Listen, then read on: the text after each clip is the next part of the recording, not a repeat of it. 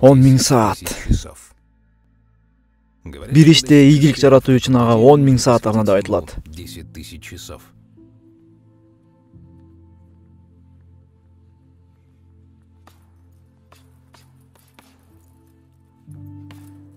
10.000 saat машыгуу. Часов тренировок.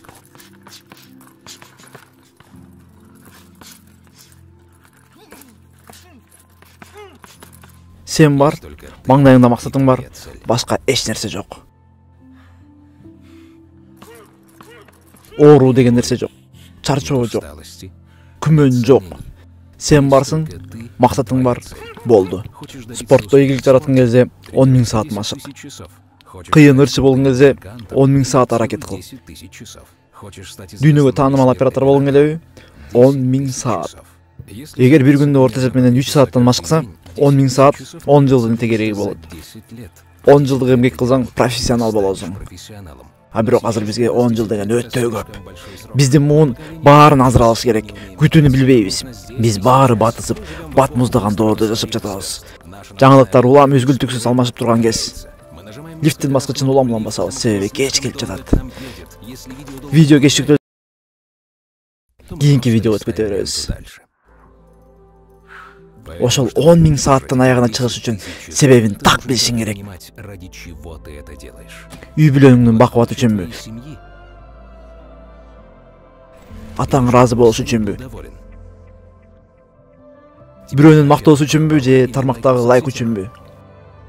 Эгерде жөн эле башка бирөөгө жагынуу үчүн, бирөөнүн кыялы үчүн, ачкөздүгүң үчүн же стереотип үчүн болсо, кайран ошол 10.000 saat. Ушул оору, тер, көз жаштар ким үчүн же эмне үчүн? Куршадагы кан эмнеге жетүү үчүн? Эми ушул суроонун так жогун тап, болбосо жашооң пайдасыз эле өтүп Купи кетет. себе красную грушу. 10.000 saat. Менин сүйүүм, үй бүлөм, ийгилигим, жумушум, атак даңкым, акчам бар деш үчүн. Азыр болсо сен барсың, маңдайыңда максатың бар.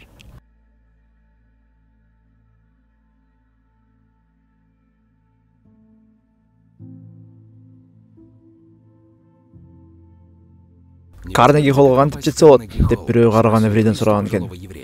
Көбүрөөк машык деген экен алышка.